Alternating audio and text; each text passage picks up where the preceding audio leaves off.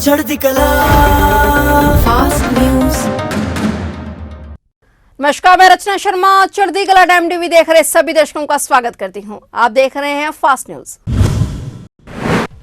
ED ने दिल्ली आबकारी policy घोटाले के एक आरोपी अमित अरोड़ा को गिरफ्तार किया है। ये वही शख्स है जिसने पूरी पॉलिसी बनाकर मंत्रियों से सांठगांठ कर पैसे लाने का काम किया। कहा जाता है कि दिल्ली की सरकार ने कानून को ताक पर रखकर अमित अरोड़ा को एनओसी दी थी। इस गिरफ्तारी के बाद से अब दिल्ली के डिप्टी सीएम मनीष सिसोदिया पर भी शिकंजा कस सकता है। अरोड़ा गुरुग्राम स्थित बड़ी रिटेल प्राइवेट लिमिटेड के निदेशक हैं। इस मामले में ईडी द्वारा यह छठी गिरफ्तारी है। सूत्रों के मुताबिक अरोड़ा को मंगलवार रात धन शोधन रोकथाम अधिनियम की आपराधिक धाराओं के तहत गिरफ्तार किया गया। अरोड़ा को स्थानीय अदालत में पेश किए जाने की संभावना है, जहां जांच एजेंसी इसकी हिरासत के लिए अनुरोध करेगी।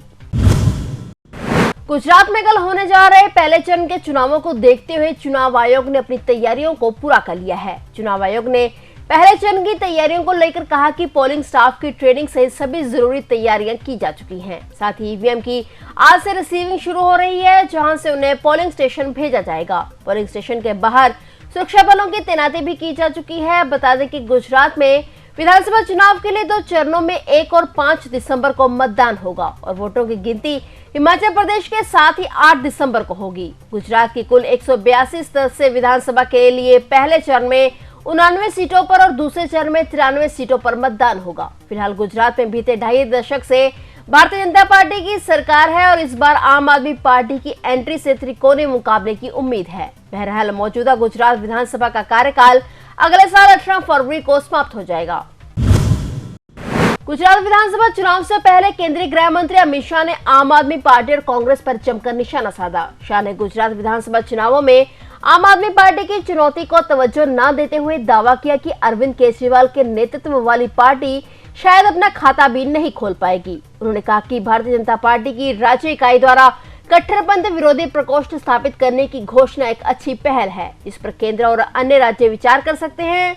शाह ने प्रधानमंत्री नरेंद्र मोदी की लोकप्रियता, राज्य के मुख्यमंत्री के रूप में उनके कार्यकाल के दौरान गुजरात के सर्वांगीण विकास और शून्य तुष्टीकरण नीति को लागू किए जाने के कदमों को पिछले 27 वर्षों में लोगों द्वारा बार बार भाजपा पर विश्वास जताने का मुख्य कारण बताया। उन्होंने कहा कि गुजरात में भाजपा अभूतपूर्व जीत दर्ज करेगी। गुजरात विधानसभा चुनाव में आपकी दस्तक के सवाल पर शाह ने कहा कि हर पार्टी को चुनाव लड़ने का अधिकार है, लेकिन यह लोगों पर निर्भर करता है कि वे पार्टी को स्वीकार करते हैं या नहीं। उन्होंने कहा कि गुजरात के लोगों के दिमाग में आम आदमी पार्टी कहीं नहीं ठहरती है। चुनाव नतीजों का इंतजार कीजिए, शायद आप उम्मीदवारों का नाम सफल उम्मीदवारों की सूची में आए ही नहीं।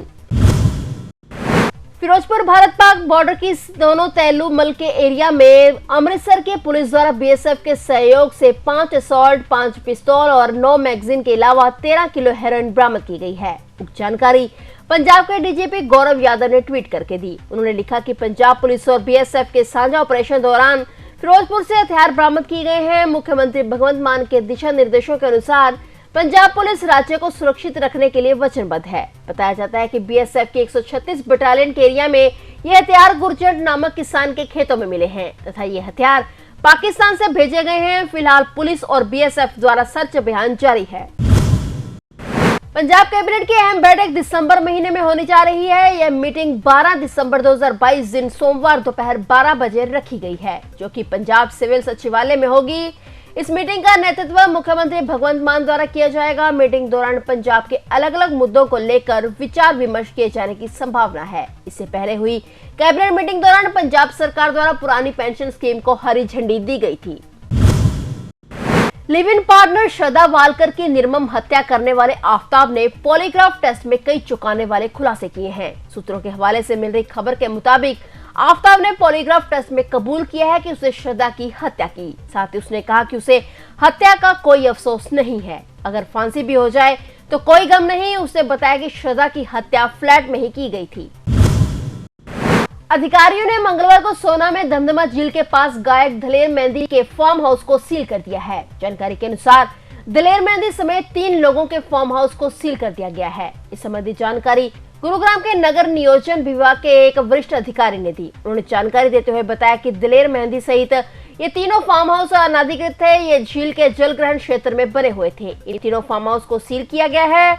इन्हें बिना किसी अनुमति के अरावली रेंज में बनाया गया था। सोनिया घोष बनाम हरियाणा राज्य मामले में एनजीटी के आदेश का पालन करते हुए पुलिस की मदद से तीनों फार्म हाउसों के खिलाफ अभियान चलाया गया। सदर सोना के थाना प्रभारी के नेतृत्व में पुलिस की एक टीम वहां तैनात की गई थी। मिली जानकारी के मुताबिक गायक दिलेर मेहंदी का फार्म हाउस सील हुआ है, जो करीब 1.5 एकड़ में बना हुआ है।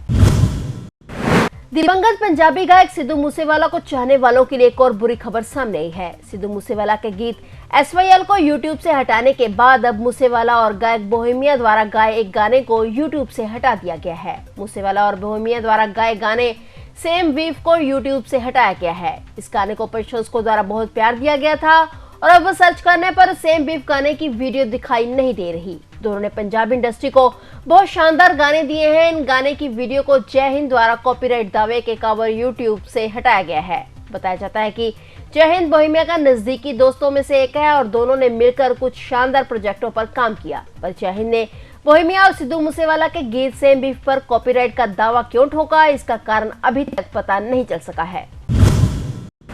भारतीय रिजर्व बैंक ने खुदरा स्तर पर डिजिटल रुपए का पायलट प्रोजेक्ट लॉन्च करने की घोषणा की है। आरबीआई ने कहा कि वह 1 दिसंबर से retail central bank digital currency के लिए पायलट प्रोजेक्ट लेकर आएगा। आरबीआई ने यह भी कहा कि डिजिटल रुपया एक डिजिटल टोकन के रूप में होगा, जो लीगल टेंडर यानी वैध मुद्रा होगी। आरबीआई ने कहा कि वह 1 दिसंबर को खुदरा डिजिटल रुपए के लिए पहली खेप लॉन्च करेगी। आरबीआई ने यह भी बताया कि डिजिटल रुपया उसी मूल्य वर्ग में जारी किया जाएगा जिसमें वर्तमान में कागजी मुद्रा और सिक्के जारी किए जाते हैं, यानी नोट के मूल्य जितना ही डिजिटल रुपया भी होगा।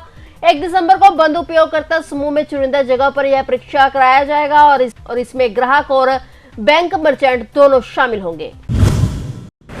लखनऊ बैरेज हाईवे पर बुधवार सुबह उस वक्त एक बड़ा हादसा हो गया जब रोडवेज बस को एक ट्रक ने बगल से टक्कर मार दी। टक्कर इतनी भयानक थी कि 6 लोगों की मौके पर ही मौत हो गई, जबकि 15 यात्री घायल हो गए, जिनमें से 4 की हालत नाजुक बताई जा रही है। सभी घायलों को नजदीकी अस्पताल में एडमिट कराया गया है। गंभीर रूप से घायलों को लखनऊ ट्रॉमा सेंटर रेफर किया गया है। हादसा सुबह 4:30 बजे के करीब हुआ, जब कोहरे की वजह से तेज रफ्तार ट्रक लखनऊ ईदगाह डिपो को रोडवेज को साइड से टक्कर मार गया। हादसा चरवल थाना क्षेत्र के गरगरा घाट के समीप का है। बताया जा रहा है कि कोहरे की वजह से विजिबिलिटी काफी कम थी, जिस वजह से यह हादसा हुआ। हादसे की सूचना पर मुख्यमंत्री योगी आदित्यनाथ ने बहराइच सड़क हादसे में हुई जनहानि पर गहरा दुख व्यक्त किया है। उन्होंने मृतकों के परिजनों के प्रति संवेदना व्यक्त की। उन्होंने डीएम और पुलिस के उच्च अधिकारियों को दुर्घटना में घायल लोगों का समुचित उपचार कराए जाने के निर्देश दिए, साथ ही उनके शीघ्र ही स्वस्थ होने की कामना की।